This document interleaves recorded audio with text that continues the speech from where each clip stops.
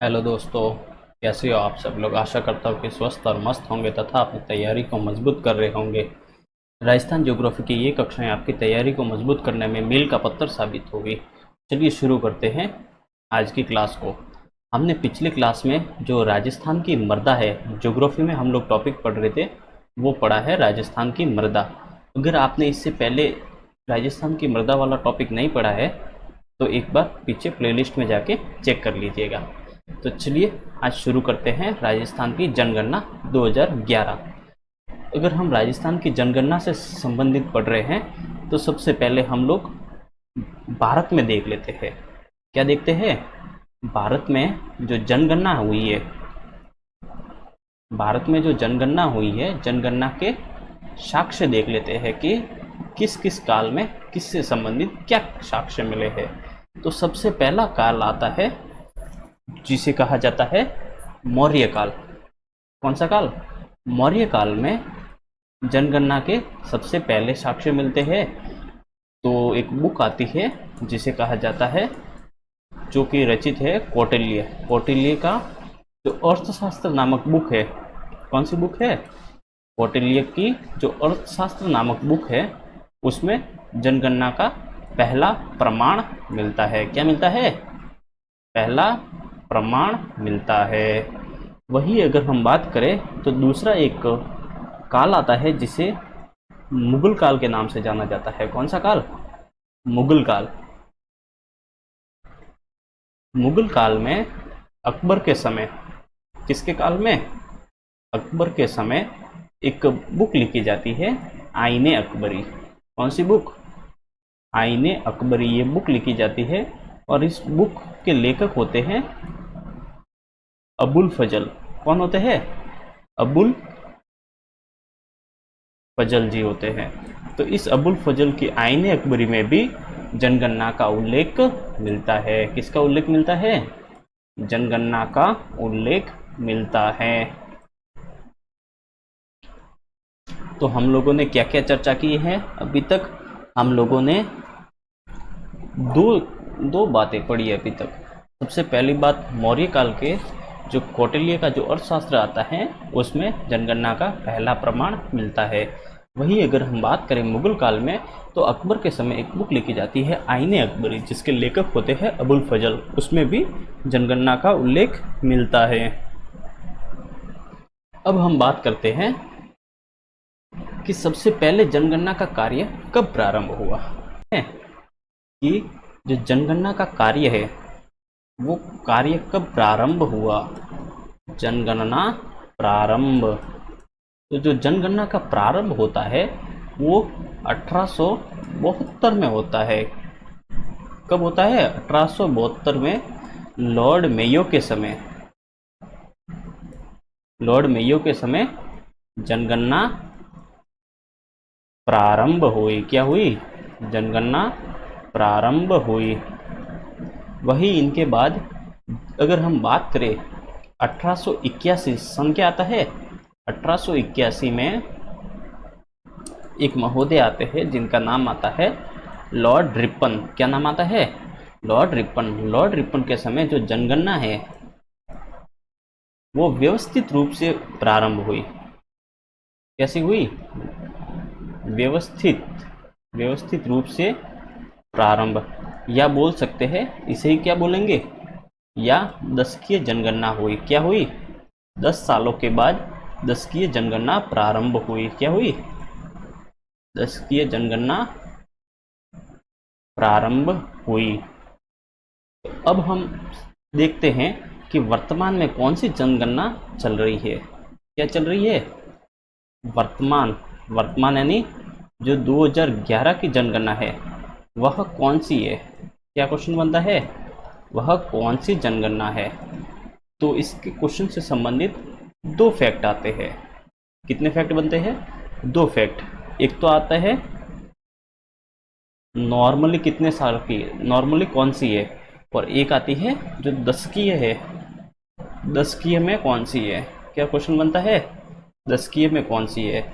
Normal में भी एक तो जब प्रारंभ हुई, प्रारंभ से कौन सी है वर्तमान तक, और एक होती है स्वतंत्रता के बाद कौन सी है, स्वतंत्रता के बाद कौन सी जनगणना है। दशकीय में भी सेम प्रोसेस, प्रारंभ से कौन सी दशकीय जनगणना है और स्वतंत्रता के बाद कौन सी दशकीय जनगणना है। इससे संबंधित क्वेश्चन बहुत पूछे जाते हैं। तो इसे समझने के लिए हम सबसे पहले देखते हैं जो जनगणना है उसका प्रारंभ कब हुआ था। हमने देखा 1872 से हुआ था, उसके बाद 81 आ गया, 91 आ गया, फिर 1901, फिर 11 हो गया, 21 हो गया, 31 की जनगणना हो गई, 41 की जनगणना हो गई और उसके बाद 1951। यहाँ पे क्या मिली हुई है, यहाँ पे स्वतंत्र देश घोषित हो चुका था। 1951 आ गई, फिर 1961, 71, 81, 91, 2001 और 2011। तो अब हम काउंट करने का प्रयास करते हैं कि नॉर्मली है, नॉर्मली मतलब कहाँ से, नॉर्मली शुरुआत होगी 1872 से, और जो दशकीय है, दशकीय की शुरुआत हुई है 1881 से गिनेंगे। नॉर्मली मतलब प्रारंभ से वर्तमान तक प्रारंभ से कितनी है तो देख लेते हैं। देखो यहाँ से गिनने का प्रयास करेंगे, 1 2 3, 1 2 3 4 5 6 7 8 9 10 11 12 13 14 और ये कौन सी है, 15वीं है। तो हम क्या लिखेंगे, हम लिखेंगे कि प्रारंभ से जो नॉर्मली है वो जनगणना कितनी है वर्तमान तक, वो वर्तमान की जो जनगणना है वो है कितनी है, 15वीं जनगणना है। कौन सी है, 15वीं जनगणना है 2011 वाली। वहीं अगर हम बात करें कि स्वतंत्रता के बाद कौन सा नंबर आता है, तो स्वतंत्रता के बाद का अगर हम देखें तो यहाँ से गिनेंगे 1 2 3 4 5 6 और 7। कौन सी आ जाएगी, वो आ जाएगी कि स्वतंत्रता के बाद जो नॉर्मली जनगणना है वो 7वीं जनगणना है 2011 वाली। वहीं अगर हम बात करें कि जो दशकीय कौन सी है, दशकीय के प्रारंभ होगा 1881 से प्रारंभ होगा, यानी यहाँ से 1 2 3 4 5 6 7 8 9 10 11 12 13 और 14। कौन सी हो जाएगी, नॉर्मल वाली हो जाएगी 14वीं जनगणना। और वहीं अगर हम स्वतंत्रता के बाद कैलकुलेट करें तो स्वतंत्रता के बाद आ जाएगी, देखो यहाँ से गिनेंगे मतलब वही 7 ही आएंगे डायरेक्ट, सीधी सी बात है, 2 3 4 5 6 और 7। कौन सी हो जाएगी, स्वतंत्रता के बाद 7वीं जनगणना हो जाएगी। तो आशा करता हूँ ये फैक्ट आप समझ गए होंगे, इसको ध्यान में रखिएगा। अगर नहीं आए तो खाली देख के अपने को समझ जाना है कि कौन सी जनगणना है। तो आशा करता हूँ ये बिंदु आप समझ गए होंगे। इससे संबंधित एक और महत्वपूर्ण फैक्ट बनता है। क्या फैक्ट बनता है, तो जनगणना 2011 है, कौन सी, जनगणना 2011, यह क्या है, यह 21वीं सदी की दूसरी जनगणना है। ये क्या है, 21वीं सदी की दूसरी जनगणना है। देखो मैं आपको बता देता हूँ, सदी का अर्थ होता है 100 वर्ष। क्या होता है, 100 वर्ष। और शताब्दी आता है, एक शब्द आता है शताब्दी। शताब्दी का अर्थ होता है 1000 वर्ष। तो वर्तमान में अपन 21वीं सदी में है। कौन सी सदी में है, वर्तमान में 21वीं सदी है हमारी। और शताब्दी कौन सी है, तीसरी शताब्दी। कौन सी शताब्दी, तीसरी शताब्दी है हमारी। तो 21वीं सदी में 2 जनगणना हो गई है, 2001 की और 2011 की। वही अगर हम तीसरी शताब्दी की बात करें तो उसमें भी जनगणना 2001 हो गई, वो पहली, और जो 2011 वाली है वो दूसरी हो जाएगी। तो हमने लिखा, क्या लिखा है कि जनगणना 2011 21वीं सदी की दूसरी जनगणना है। वहीं अगर हम बात करें तो जनगणना 2011 तीसरी शताब्दी की, तीसरी शताब्दी में 3000 साल की, जो 3000 साल की शताब्दी की दूसरी जनगणना है। कौन सी जनगणना है? दूसरी जनगणना है। ये दो बिंदु आप ध्यान में रखेंगे। क्या रखेंगे? हमें ध्यान में क्या क्या रखना है? हमें ध्यान में रखना है कि जनगणना 2011 21वीं सदी की दूसरी जनगणना है और तीसरी शताब्दी की दूसरी जनगणना है। आगे दो बिंदु और महत्वपूर्ण हैं कि जो जनगणना है, ये जनगणना कौन सी सूची का विषय है? तो आंसर हो जाएगा कि जनगणना है वो संघ सूची का विषय है। कौन सी सूची का विषय है? जनगणना संघ सूची का विषय आता है। वहीं एक और आती है कि संसद ने, किसने? संसद ने एक अधिनियम पारित किया हुआ है जिसे कहते हैं जनगणना अधिनियम। जो जनगणना अधिनियम है वो कब पारित किया हुआ है? तो आंसर हो जाएगा 1948 में। कब पारित किया हुआ है? 1948 में। ये दो बिंदु भी अपने को ध्यान में रखना है। क्या? किस जो जनगणना है वो संघ सूची का विषय है और जनगणना के लिए संसद ने जनगणना अधिनियम 1948 पारित किया हुआ है। हाँ जी दोस्तों, तो हम लोग आगे बात करते हैं जनगणना 2011 के अनुसार भारत की स्थिति क्या है। क्या आती है? भारत की स्थिति एक बार जल्दी से देखने का प्रयास करते हैं कि जो इसके अनुसार भारत में जो जनसंख्या आती है वो कितनी आती है? जनसंख्या आती है 121 करोड़ की जनसंख्या भारत में है। किसमें? ये भारत में हम लोग देख रहे हैं। वहीं भारत में अगर हम देखें कि दशकीय वृद्धि दर कितनी आती है, क्या आती है? दशकीय वृद्धि दर कितनी है कि 10 साल में जनगणना या जनसंख्या में कितनी वृद्धि हुई है? तो उसका आंसर हो जाएगा 17.7%। जनसंख्या की दृष्टि से विश्व में स्थान, जनसंख्या की दृष्टि से विश्व में कौन सा स्थान आता है? क्या क्वेश्चन बनता है? जनसंख्या की दृष्टि से विश्व में स्थान, अगर जनसंख्या की दृष्टि से विश्व में स्थान देखें तो दूसरे नंबर पर आता है। तो वहीं क्वेश्चन बनता है कि प्रथम स्थान पे कौन है? फर्स्ट कौन है? फर्स्ट आता है चाइना, जो कि चीन है।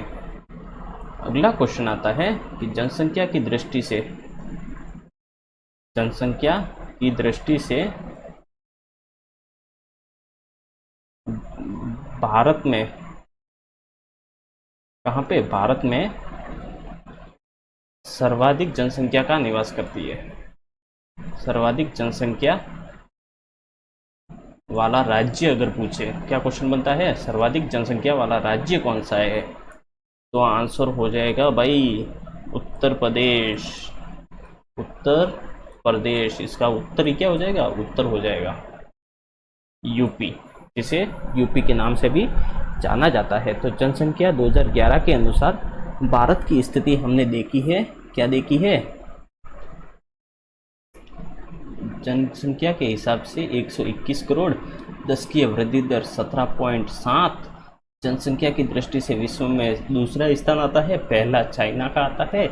वही भारत में सर्वाधिक जनसंख्या वाला अगर राज्य देखें तो वो आ जाएगा उत्तर प्रदेश। क्या आ जाएगा?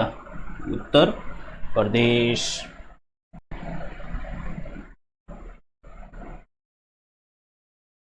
अब हम देखते हैं जो जनगणना 2011 है क्या है। अब हम देखते हैं जनगणना 2011, जनगणना 2011 जो कि किसके संदर्भ में? राजस्थान के संदर्भ में, क्योंकि वैसे भी हम लोग राजस्थान का भूगोल पढ़ रहे हैं, तो हमें राजस्थान के संदर्भ में जानना जरूरी है। तो 2011 के जनगणना के बारे में अगर हम देखें तो जो जनसंख्या आती है, क्या आती है, जनसंख्या कितनी है, तो याद रखेंगे 685, 685, 484, 37, इकाई, दही, सैकड़ा, हजार, 10,000, लाख, 10 लाख और करोड़। क्या आंसर आ जाएगा? 6,85,000, 6,85,48,433 व्यक्ति क्या आते हैं? 437 व्यक्ति, या इसी क्या याद रखेंगे, या इसको ध्यान में रखेंगे, लगभग 6.85 करोड़। क्या याद रखना है? राजस्थान की जनसंख्या 2011 के अनुसार कितनी है? 6.85 करोड़। वहीं अगर हम 2001 में देखें कि जनसंख्या कितनी थी, तो 2001 के अनुसार जो राजस्थान की जनसंख्या आती है वो आती है लगभग 5.65 करोड़। कितनी आती है? 5.65 करोड़। तो 2011 में जो दशकीय वृद्धि दर कितनी हुई? दशकीय वृद्धि दर कितनी है? तो दशकीय वृद्धि दर का अर्थ होता है कि 2001 से लगा के 2011 तक कितनी वृद्धि हुई। क्या हुई? कितनी वृद्धि हुई, यही दशकीय वृद्धि दर कहलाता है। तो वृद्धि कितनी हुई है? तो वृद्धि हुई है भाई, वृद्धि हुई है 21.3% की वृद्धि हुई है। कितनी वृद्धि हुई है? 21.3% की जनसंख्या में वृद्धि हुई है। वहीं अगर हम देखें तो पिछली बार कितनी हुई थी? पिछली बार हुई थी लगभग 41% की वृद्धि हुई थी। इसका मतलब क्या है? जनसंख्या में वृद्धि तो हो रही है, लेकिन क्या है? नियंत्रित वृद्धि हो रही है। क्या हो रही है? नियंत्रित वृद्धि हो रही है।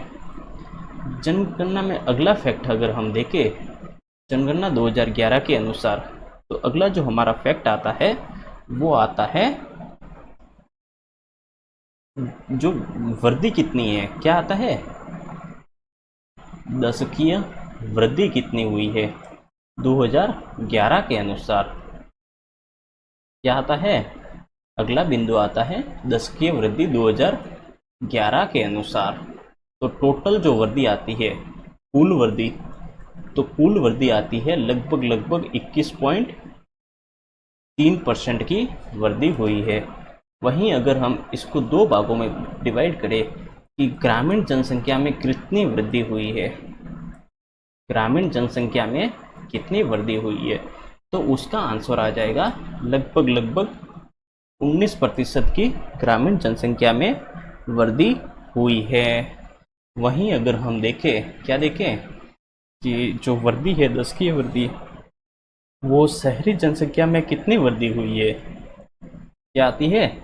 शहरी जनसंख्या में वृद्धि की बात करें तो वह पहुंच जाता है लगभग 29%। तो अपने को 2% ध्यान में रखना है। क्या क्या? 19% और 29% और 21.3%। ये तीन बिंदु याद रखना है, बाकी का काम ऑटोमेटिकली आसान हो ही जाएगा।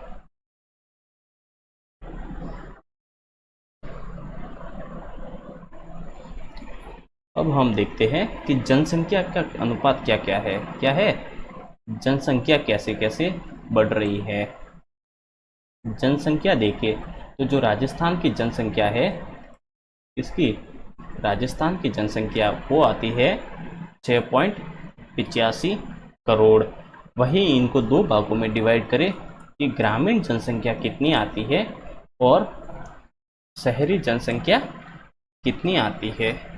तो इसका सीधा सा आपको डिवाइड करना है कि जो ग्रामीण जनसंख्या वो 3:1 में हो जाएगी। क्या हो जाएगी? 3:1, यानी ये हो जाएगी लगभग 75%, 75.1% हो जाएगी। और जो शहरी जनसंख्या है वो हो जाएगी 24.9%। कितना हो जाएगी? 24.9%। 9%।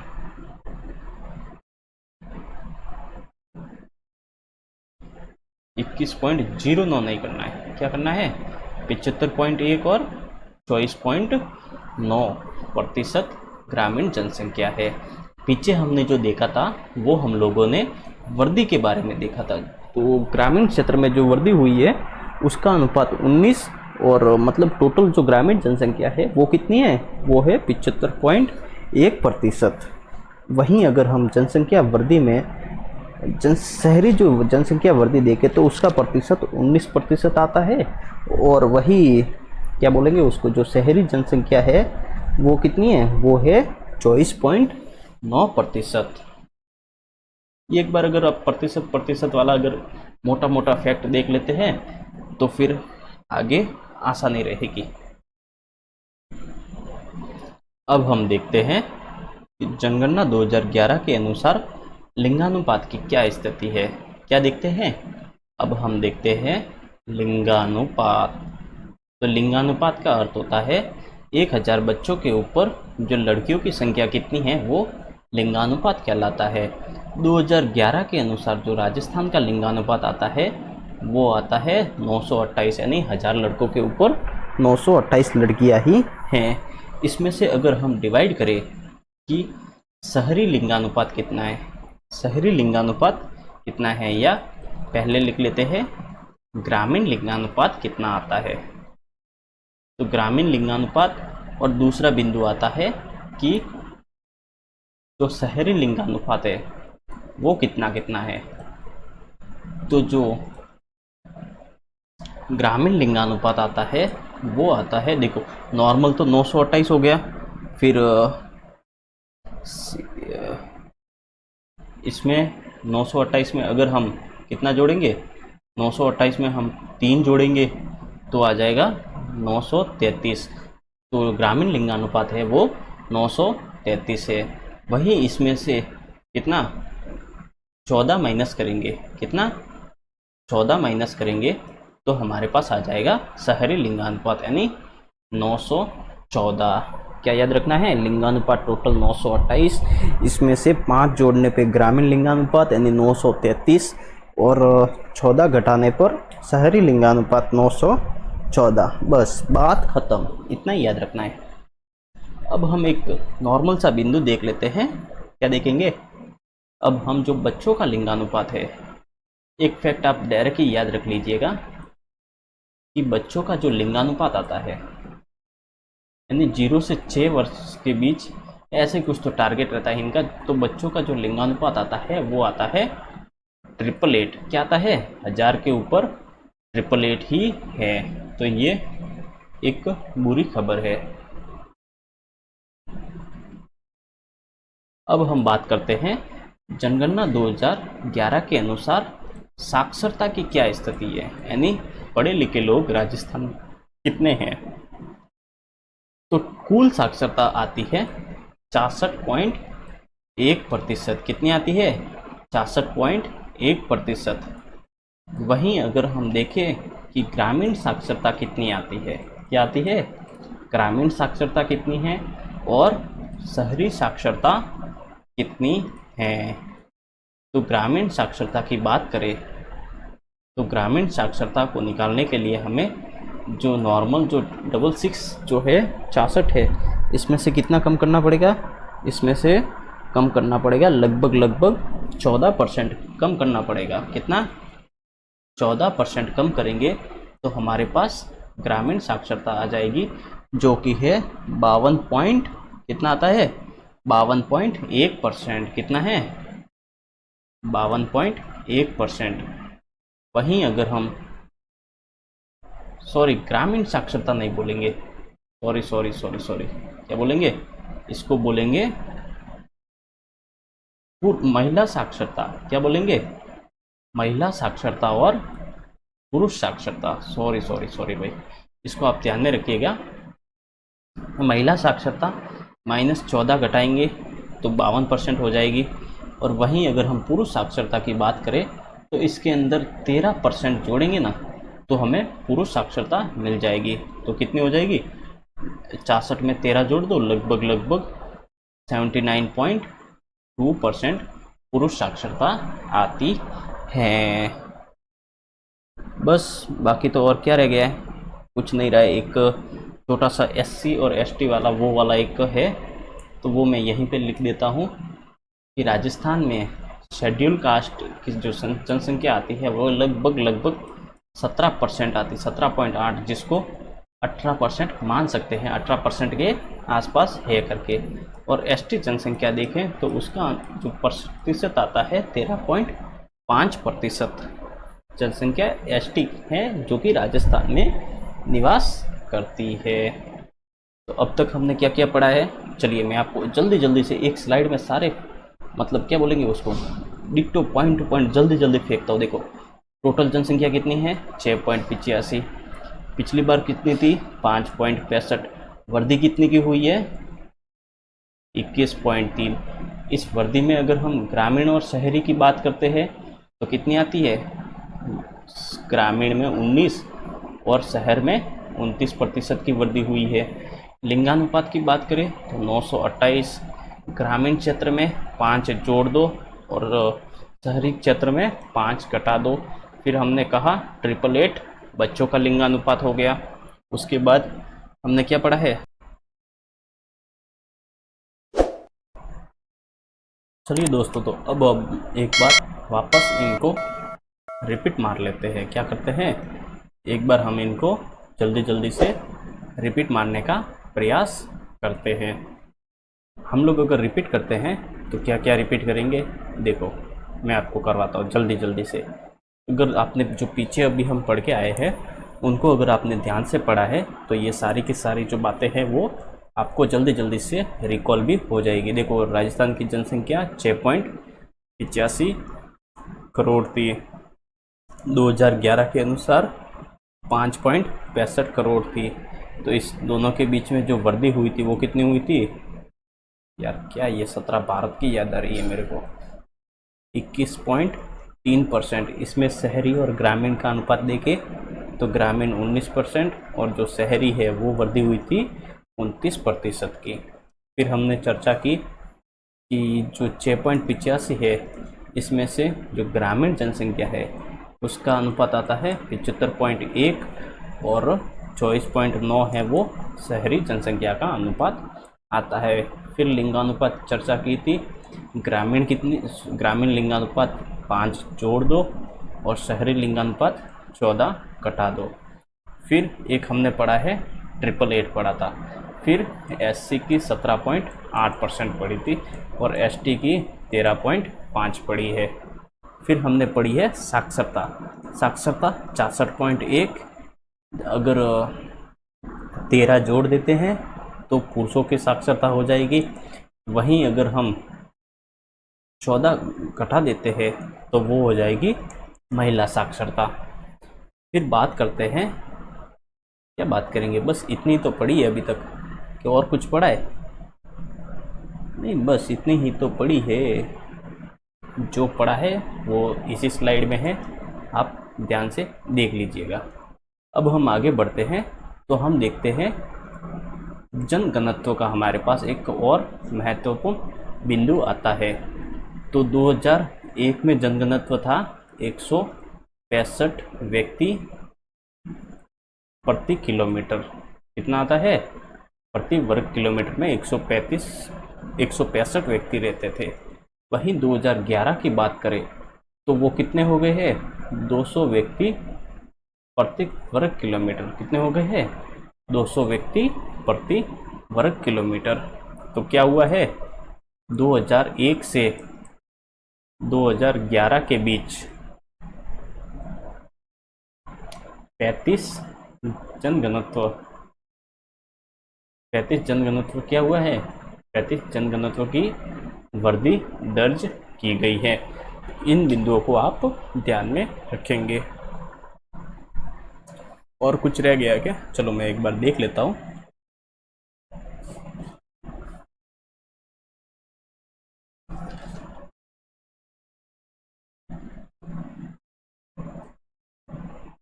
इसके बाद जो जिलों का अनुपात बचता है वो हम अगली क्लास में देखेंगे। क्या करेंगे, अगली क्लास में देखने का प्रयास करते हैं।